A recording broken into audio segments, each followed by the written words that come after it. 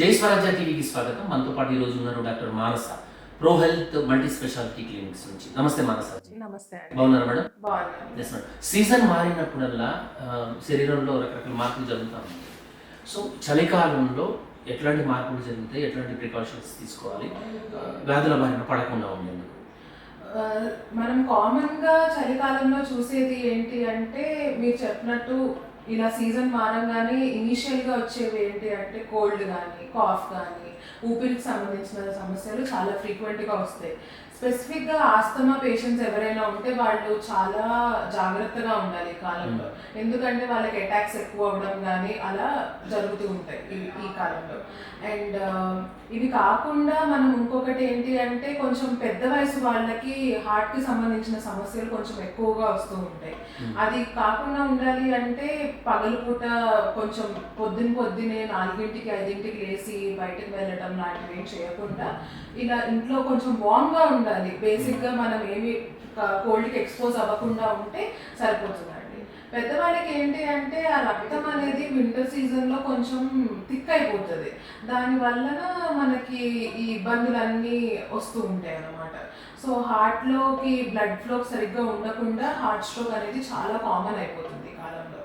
Okay, చలికాలంలో ఎట్లాంటి జాగ్రత్తలు తీసుకోవాలంటారు? చలికాలంలో బేసిక్గా నేను చెప్పినట్టు పగలపూట ఏమీ అంత పొద్దున వెళ్లకుండా ఉండడం, లేదంటే రాత్రిపూట బయటికి వెళ్లకుండా ఉండడం, అండ్ చెవులు కానీ చేతులు కానీ కాళ్ళు కానీ కవర్ చేసుకుంటూ ఉండాలి. వార్మ్గా పెట్టాలి బాడీని. ఫుడ్ కూడా ఫ్రిడ్జ్లో నుంచి తినడం అది అనేది అసలు అడ్వైజబుల్ కాదు. ఐస్ క్రీమ్స్, కూల్ డ్రింక్స్, అసలు అలాంటివన్నీ అవాయిడ్ చేయడం బెటర్.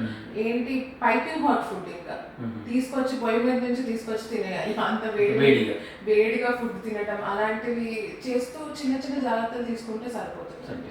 మేడం, చలికాలంలో హార్ట్ అటాక్స్, గుండెకి సంబంధించిన ఇబ్బందులు ఎక్కువ అయ్యే పరిస్థితి ఉంది అంటారు, నిజమేనా? అవునండి, నిజమే. అది చలికాలంలో ఏమవుతుంది అంటే రక్తం కూడా అనేది ఆ టెంపరేచర్కి గడ్డకట్టడం స్టార్ట్ అవుతుంది. దానివల్ల ఏమవుతుంది, రక్తం అనేది చాలా థిక్గా అయిపోయి హార్ట్కి సరిపడా రక్తం వెళ్ళదు.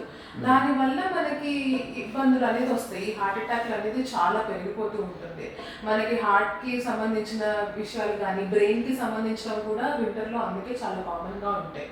బ్లడ్ సప్లై అనేది సరిపడా ఉండదు. థిక్ అయిపోయేసరికి ఈజీగా ఫ్లో అవ్వదు అనమాట. ఓకే, సో జనరల్గా ఈ మధ్య ప్రతి ఒక్కరు కూడా ఈవినింగ్, సాయంత్రం 6 తర్వాత 7 తర్వాత లేదంటే ఎర్లీ అవర్స్లో పొద్దున్నే లేచి వాకింగ్కి వెళ్తూ ఉంటారు.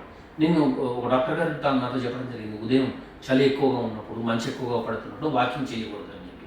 నిజమే అంటారు అది? అవునండి. పొద్దున పగలపూట కానీ లేదంటే రాత్రుల్లో కానీ అసలు బయటకు వెళ్ళడం అనేది ఈ కాలంలో ఎస్పెషల్లీ డయాబెటీస్ ఉన్న వాళ్ళు, బీపీ ఉన్న వాళ్ళు అనేది అసలు అడ్వైజబుల్ కాదు. ఎందుకు అంటే ఆ చలికి ఇంకా టెంపరేచర్ అనేది మన బాడీలో డ్రాప్ అయిపోతుంది. ఆ టెంపరేచర్ డ్రాప్ అయిపోవడం వల్ల ఏంటి, ఆ బ్లడ్ థిక్ అవ్వడం కానీ, బ్లడ్ వెజల్స్ రక్త కణాలు అవి కూడా కన్స్ట్రిక్ట్ అవుతాయి. దానివల్ల ఏమవుతుంది అంటే బ్లడ్ సప్లై అనేది ఆగిపోతుంది మనకి. దానివల్ల ఇబ్బందులు వచ్చి హార్ట్ అటాక్స్ అనేది చాలా ఇంక్రీజ్ అవుతాయి. అది అవాయిడ్ చేయాలంటే అసలు అంత పొద్దున పరుగడుపున వాకింగ్కి వెళ్ళడం కానీ, రాత్రిపూట బయటకు వెళ్ళడం కానీ, సాయంత్రం బయటకు వెళ్ళడం కానీ చేయకుండా ఉండాలి. ఒకవేళ వెళ్ళాలి తప్పదు అంటే కంప్లీట్గా కవర్ చేసుకొని, చెవులు అనేది మఫ్లర్తోనో క్యాప్తోనో కవర్ చేసుకొని, చేతులు కాళ్ళు కవర్ చేసుకొని వెళ్ళాలి. ఓకే మేడం, ఓకే మేడం, చలికాలం ఎక్సర్సైజ్ ఎక్కువ చేస్తే మంచిది, జిమ్కి వెళ్తే మంచిది, మామూలుగా సమ్మర్లో కంటే చలికాలమే చేయాలి అని అంటారు, అది కూడా నిజమేనా?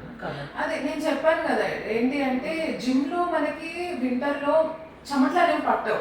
సో మనం ఏంటి అంటే మనం ఎక్కువ వర్కౌట్ చేయగలము అని మనకు అనిపిస్తుంది. బట్ మీరు అదే వర్కౌట్ సమ్మర్లో చేసినా వింటర్లో చేసినా సేమ్ రిజల్ట్స్ ఉంటాయి. కాకపోతే సమ్మర్లో ఏంటంటే మీరు కొంచెం వర్కౌట్ చేయగానే అంత చెమటలు అలా వచ్చేసేసరికి నీరసం వచ్చేస్తుంది. సో తక్కువ సేపు చేయగలరు. అదే వింటర్లో ఏంటి అంటే ఎక్కువ సేపు చేస్తారు. సో ఈజీగా బాడీ బిల్డ్ అవుతుంది అని ఒక మిత్ అది. కాకపోతే it entirely depends on the person. ఒకవేళ చేయగలరు ఎక్కువసేపు అంటే బాడీ బిల్డింగ్ అంత. అండ్ ఈ టైంలో ఇండోర్ జిమ్ ఇలాంటివే much better. Going and walking కానీ లేదంటే సైక్లింగ్ వీటన్నిటికంటే ఇండోర్ అయితే బెటర్ అండి. ఎందుకంటే చలికి కొంచెం మనం దూరంగా ఉండాలి కాబట్టి ఇండోర్ ఇస్ బెటర్. మేడం, అదేవిధంగా చలికాలంలో అన్నం ఎక్కువగా తినకూడదు, మసాలా ఐటమ్స్ ఎక్కువ తినకూడదు అని అంటారు, డైజెషన్ సరిగ్గా ఉండదు, అరుగుదల తక్కువ ఉంటుంది అంటారు, నిజమేనంటారా? నిజమే అండి. బ్లడ్ అనేది మనకి సప్లై హార్ట్కి ఎలా అయితే తక్కువగా వెళ్తుందో వింటర్లో, డైజెస్టివ్ సిస్టమ్కి కూడా అంతే తక్కువగా వెళ్తుంది. సో మనకి డైజెషన్ అనేది ఆగిపోతుందని నేను చెప్పను, కాకపోతే తగ్గుతుంది కొంచెం. కొంతమందికి ఏంటి అంటే కొంచెం ఎఫెక్ట్ అవుతారు, కొంతమంది తక్కువ ఎఫెక్ట్ అవుతారు. సో మనం ఏంటి కొంచెం తినేదేదో కొంచెం కొంచెం తినాలి, ఎక్కువ సార్లు తినాలి.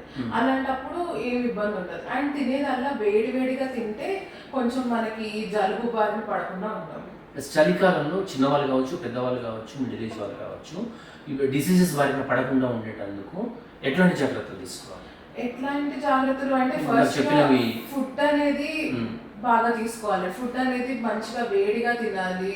చల్ల పదార్థాలు, ఐస్ క్రీములు, కూల్ డ్రింకులు ఇవనేది అవాయిడ్ చేయాలండి. అండ్ ఇప్పుడు ట్రావెల్ చేస్తున్నారు అనుకోండి, ఎనఫ్ ప్రికాషన్స్తో వెళ్ళాలి. చలి పడకుండా స్వెటర్స్ కానీ, మఫ్లర్స్ కానీ, గ్లవ్స్ ఇవన్నీ జాగ్రత్తగా పెట్టుకొని వెళ్ళాలి. పరగడుపులో వాకింగ్ చేయడం కానీ, రాత్రిపూట బయట తిరగడం కానీ చేయకుండా ఉండాలి.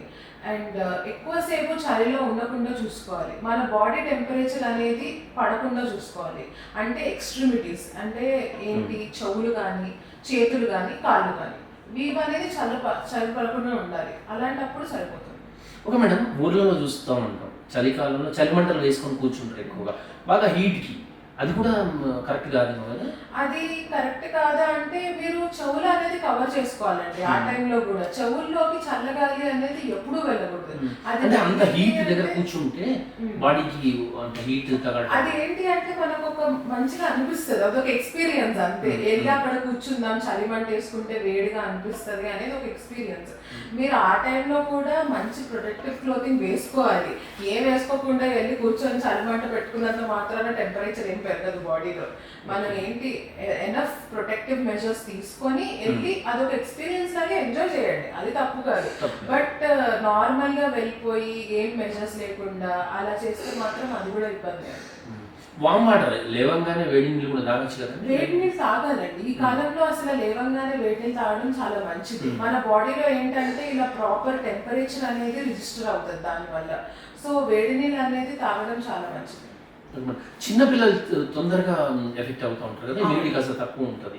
మీరు అన్నట్టు సైనస్ ఉన్న వాళ్ళు కావచ్చు, న్యూమోనియా ఉన్న వాళ్ళు కావచ్చు, లంగ్కి సంబంధించి ఏదైనా డిసీజ్ ఉన్న వాళ్ళు ఇంకా కేర్గా ఉంటారు కదా, రిస్క్ జోన్లో ఉండి ఉంటారు. అవునండి, పిల్లలకి ఎక్స్పెషల్లీ ఈ ఫ్లూ అనేది పిల్లల్ని చాలా ఎక్కువగా ఎఫెక్ట్ చేస్తుంది.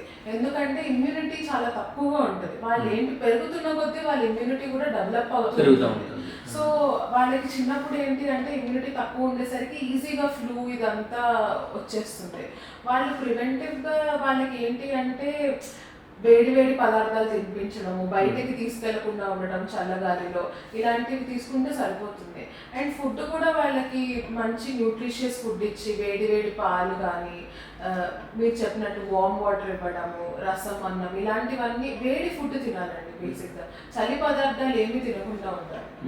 అది బాగా వేడి కూడా పనికిరాదు కదండి. ఇప్పుడు చలికాలం కదా, బాగా చలి పెడుతుంది అని చెప్పేసి గీజర్ బాగా పెట్టేసి బాగా వేడి నీళ్ళతో స్నానం చేస్తూ ఉంటారు, అది కూడా తప్పే. ఏదైనా ఎక్స్ట్రీమిటీస్ మంచిది కాదు, అది ఏది కూడా మంచిది కాదు. ఏదైనా మరీ చల్లగా తిన్నా మంచిది కాదు, మరీ వేడిగా తిన్నా స్కిన్ కి చాలా ఇబ్బంది అవుతుంది. ఆల్రెడీ వింటర్ లో మనకి స్కిన్ చాలా స్కిన్ కేర్ ఎట్లా చలికాలంలో పొడి వారిపోతా ఉంటుంది, పగిలిపోతా ఉంటుంది, దానికి ఎట్లా కేర్ తీసుకోవాలి? చలికాలంలో మనం నార్మల్ గా చూస్తుంది ఏంటి అంటే స్కిన్ అనేది చాలా డ్రై అయిపోతుంది. ఆయిల్స్ మన స్కిన్ లో నార్మల్ గా నాచురల్ గా ఆయిల్స్ అనేది ప్రొడ్యూస్ అవుతాయి. అవన్నీ చాలా రెడ్యూస్ అయ్యేసరికి డ్రై అయ్యి పగిలిపోతాయి. ఇక్కడ పెదాల దగ్గర కానీ అన్ని కాళ్ళు పగిలిపోతాయి, చాలా కామన్ గా ఉంటాయి. కాళ్ళు పగలకుండా ఉండడానికి ఇంట్లో కూడా కొంచెం సాక్స్ కానీ చెప్పులు కానీ వేసుకొని తిరిగితే చాలా మంచిదండి. ఎందుకంటే మార్బుల్స్ ఇవన్నీ అనేది చాలా చల్లగా ఉంటాయి. మనం కాలు పెట్టంగానే సో టెంపరేచర్ చల్లగా అయిపోయేసరికి ఈజీగా క్రాక్స్ వచ్చేస్తాయి. అంటే కాలు వేడిగా ఉంటుంది, బండలేమో చల్లగా ఉంటాయి, ఆపోజిట్ కాబట్టి అట్లా కూడా ఈజీగా పగుళ్ళు అనేది వస్తూ ఉంటాయి. సో సాక్స్ వేసుకోవడం కానీ, ఇంట్లో చెప్పులు వేసుకోవడం కానీ చేయొచ్చు. మీరు ఇందాక చెప్పినట్టు గీజర్ లో అంతంత వేడి నీళ్ళు చేసేస్తే ఇంకా డ్రై అయిపోతుంది స్కిన్. టెంపరేచర్ అనేది ఎప్పుడైనా ఆప్టిమమ్ గా ఉండాలి. మరీ ఎక్కువ వేడిగా చేసినా సరే స్కిన్ డ్రై అయిపోతుంది. సో ఇది వింటర్ లోషన్స్ చాలా అవైలబుల్ గా ఉంటాయి. అవి నీట్ గా రాసుకొని పడుకునే ముందు కంపల్సరీగా ఫేస్ కి బాడీకి లోషన్ రాసుకొని లిప్ బామ్ రాసుకొని పడుకుంటే సరిపోతుంది. చలికాలంలో ఇమ్యూనిటీ తక్కువ ఉంటుంది కదండి, ఇమ్యూనిటీ పెరిగేటందుకు మామూలుగా ఇంట్లో తీసుకునేవి సరిపోతాయా, మెడికల్ పరంగా ఏదైనా తీసుకోవట్లేదు? అంటే కొంతమంది పేషెంట్స్ కి మెడికల్ పరంగా కూడా తీసుకోవాల్సి ఉంటుందండి. వాళ్ళకి ఏంటంటే నార్మల్ గానే ఇమ్యూనిటీ తక్కువ ఉంటుంది అండ్ వైటమిన్స్ కానీ ఇవన్నీ కూడా లెవెల్స్ తక్కువ ఉంటాయి కొంతమందికి. అలాంటప్పుడు సప్లిమెంట్స్ ఉంటాయండి, సప్లిమెంట్స్ ఇవ్వచ్చు. కానీ ఉన్నాయి కదా అని అందరూ దాని దగ్గరికి వెళ్ళడం కరెక్ట్ కాదు. మనం రెక్టిఫై చేసుకోగలిగితే ఫుడ్ తో చేసుకోగలిగాలి, లేదు అవ్వట్లేదు అంటే అప్పుడు టాబ్లెట్స్ ప్రిస్క్రైబ్ చేయొచ్చండి. ఓకే, థ్యాంక్ యూ మానస గారు. చలికాలంలో ఎలాంటి జాగ్రత్తలు తీసుకోవాలి, చాలా విషయాలు చెప్పినందుకు థ్యాంక్ యూ సో మచ్. ఇది వాటి టాపిక్ స్టార్. మరో గెస్ట్తో మళ్ళీ కలుద్దాం, చూస్తూనే ఉండండి జై స్వరాజ్య.